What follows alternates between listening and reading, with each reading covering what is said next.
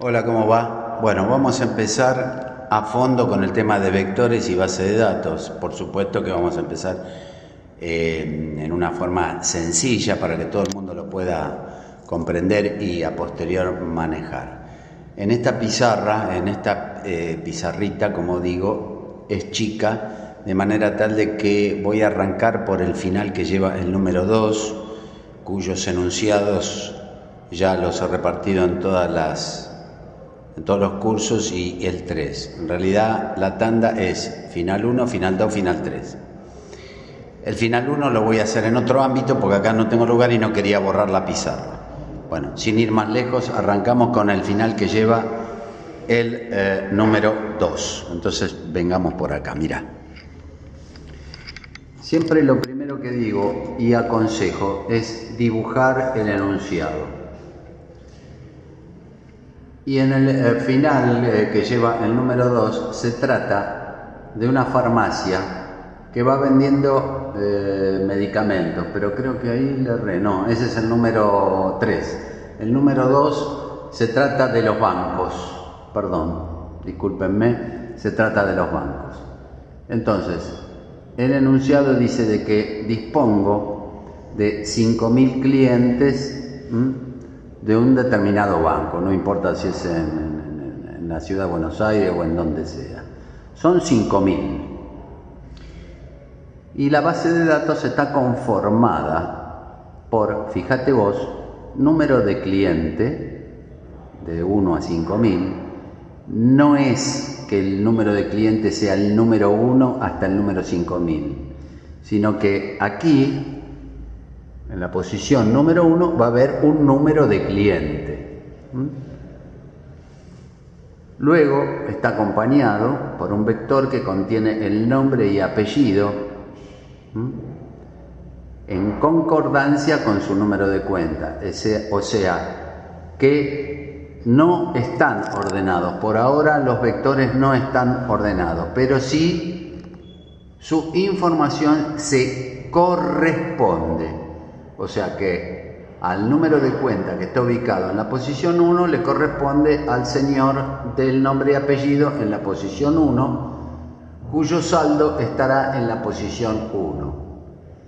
Y la cantidad de operaciones que hace ese cliente del banco. Ahora vamos a definir los tipos, como vimos la clase anterior. Disponiendo de esa base de datos, indudablemente empiezan los movimientos, ¿ves? Y el enunciado dice que los movimientos están conformados por las siguientes variables. Número de cuenta. Yo normalmente los movimientos, las variables de los movimientos los escribo con minúscula cursiva. Número de cuenta, movimiento. El movimiento, si es tipo 1, es un depósito. Si es tipo 2 es extracción dentro de la gama de movimientos que uno puede hacer en una cuenta bancaria. Vamos a empezar con los dos más básicos, ¿no es cierto? Depósito y extracción. El importe y la fecha en que se hace ese movimiento. Hay que distinguir siempre en todos los enunciados, por más largos que sean, ¿quién me va a indicar el fin de proceso? Y acá el fin de proceso te lo indica el número de cuenta. Luego, de hacer el dibujo, tengo que buscar de todas las variables del movimiento cuál es aquella que posibilita el cruce con la base de datos. Vulgarmente dicho, yo no voy a ir a comprar papas a la ferretería, ni voy a ir a la verdulería a comprar bulones. Quiere decir que tiene que haber alguna variable del movimiento que se corresponda con la base de datos. Si esto es así, ¿ves? Surge un lazo y consecuentemente una posición. La posición la llamo siempre I, para todos los programas siempre la llamo siempre I, porque es el dedo índice el que generalmente uno busca en un texto o en la pizarra, generalmente uno busca con el índice, entonces va buscando, tac, tac, tac, tac, tac, tac, va progresando de uno por vez. Por eso siempre lo llamo I, a ese subíndice. Ahora, una vez que ya tengo el dibujito completo del enunciado, voy a transcribir este dibujo al álgebra con la definición de los tipos de los vectores intervinientes. Y mira, acá arriba de todo, número de cuenta, char. ¿Por qué char? Porque no solamente puede tener números, sino que además puede tener signos especiales. Punto, coma, barra, contrabarra, guión del medio, guión bajo, lo que sea. Esa la definí tipo char. Número de cuenta, corchete. Punto y coma. Obviamente, el nombre y apellido va a ser tipo char también. Punto y coma. Cada número de cuenta va a ocupar un byte, cada nombre y apellido, para este ejemplo, va a ocupar un byte. Float. Las variables tipo float ocupan 4 bytes. Y es lógico pensarlo, porque el saldo normalmente no es entero, sino que lleva coma. Y ahí lo definí tipo float, ¿ves? Y necesité definir, además, un vector auxiliar, que lo dibujé en rojo, y lo llamé cantidad de operaciones, porque el enunciado del problema me pide la cantidad de operaciones de cada cliente. Y como la cantidad de operaciones es un número entero, quedó un vector int de entero. Y bueno, ahí definí una variable simple, máxima extracción, en menos un peso. Entonces, lo primero que hago cuando desarrollo la solución es definir los tipos de los vectores que intervienen en el desarrollo. Ahora vamos a cargar estos datos con el álgebra que corresponde. Mira, desde t igual 1 hasta t menor o igual a 5000 en pasos de A1, voy leyendo número de cuenta, nombre y apellido, saldo, y aprovecho ese for para poner cantidad de operaciones en 0. Las 5000 posiciones de cantidad de operaciones. ¿Qué son la cantidad de operaciones? Y la cantidad de operaciones es un vector de sumadores.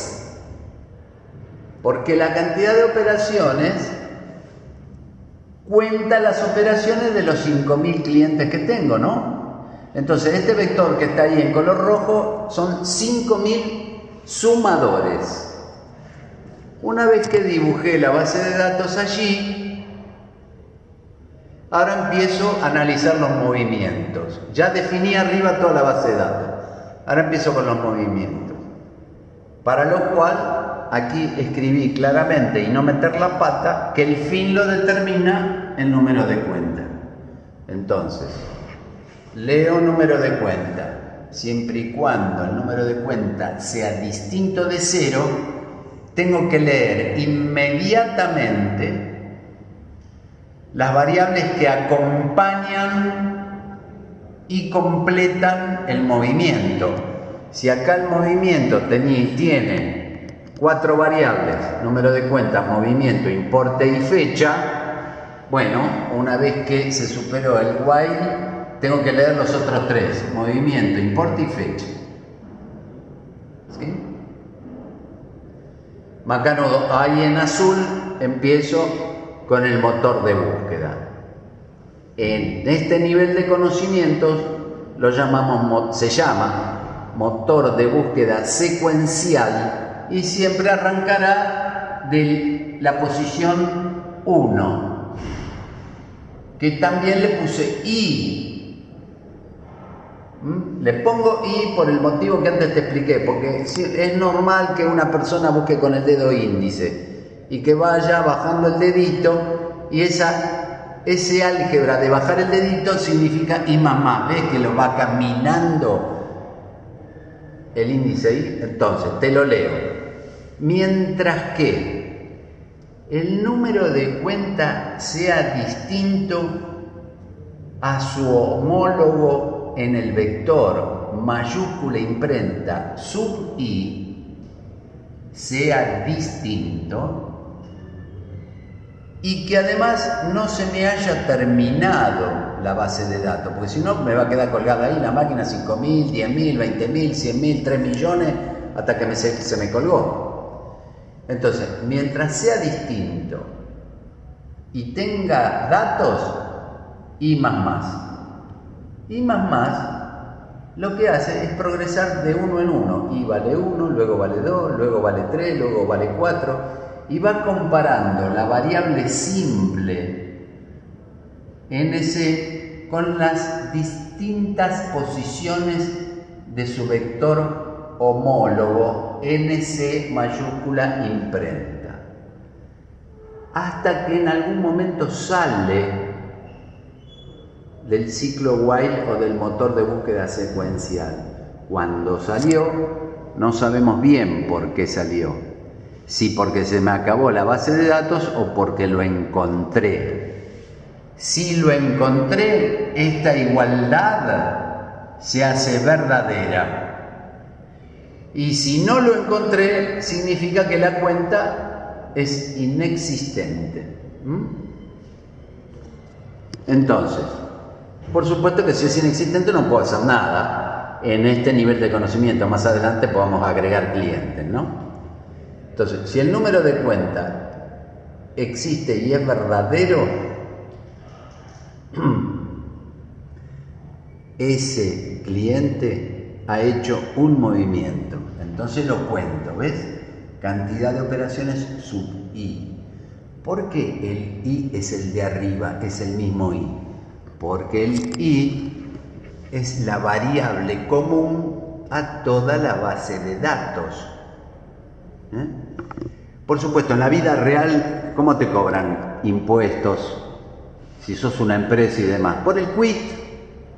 El quit es único. Entonces, con el quit te ubican en la base de datos y sacan todo lo que tenés. Bienes, cuenta corriente, caja de ahorro, y así sucesivamente todo lo que tengas. Entonces, ahí se hizo una operación más de las que tenías. Como esto amaneció en 0, en el caso de ser la primera vuelta, para ese cliente hizo un movimiento, ¿ves? Más igual 1. Bueno, después vemos, si el movimiento es 1 y sale por verdadero, es un depósito de dinero. Entonces, al saldo que tenías en la posición I, se le suma el importe. El importe se leyó como variable simple ahí, ¿ves que se leyó como variable simple? Entonces le sumamos el importe. Pero en el caso de que sea una extracción, tenemos que verificar, dicho vulgarmente, si hay stock de dinero, ¿verdad? O sea, si hay plata. En el caso de que haya plata, el saldo sub I, siempre sub I, va a ser mayor o igual, mejor dicho, tiene que ser mayor o igual al importe. Si esto es así, quiere decir que hay plata, sale por verdadero. Lo primero que hace el banco al retirar dinero es actualizar el saldo y verificar qué cantidad de dinero, en función de la cantidad de dinero, de la masa de dinero que retiraste, si supera la máxima extracción. En la primera vuelta, la máxima extracción, acordate que la metimos en menos $1. Absurdo, por supuesto. Entonces, la máxima extracción, el importe es mayor que la máxima extracción, que está en menos 1, obviamente va a salir por verdadero. Entonces la máxima extracción se hace ese importe. Y ahí arrastro el nombre y apellido sub I y la fecha en que se hizo, que la fotocopié en FE Max, fecha máxima. Esto es real y es así porque de acá salen los ROS, ¿te acordás? Las operaciones sospechosas, el reporte de operaciones sospechosas de los bancos. ¿Por qué? Porque cuando es mucha masa de dinero, mucha, estamos hablando de 5, 10, 15 millones de dólares, los bancos hacen un ROS, un reporte de operación sospechosa, y te pueden llegar a preguntar de dónde sacaste la plata. Ya terminé todo, entonces ahora leo como última instrucción el número de cuenta, vuelve a la usanza del while. Si el while es distinto de 0, si el número de cuenta es distinto de 0, vuelve a leer movimiento, importe y cuenta, y empieza todo el proceso para el mismo u otro cliente. El mismo u otro cliente de los 5.000 que tenemos, ¿no es cierto? Ahí lo tenés, ¿ves? Tengo que alejar un poco más porque ya los planteos son un poco largos, ¿ves? Bueno, entonces, ¿qué pide? En el punto 1, el número de cuenta, la cantidad de operaciones y su saldo. Acá está.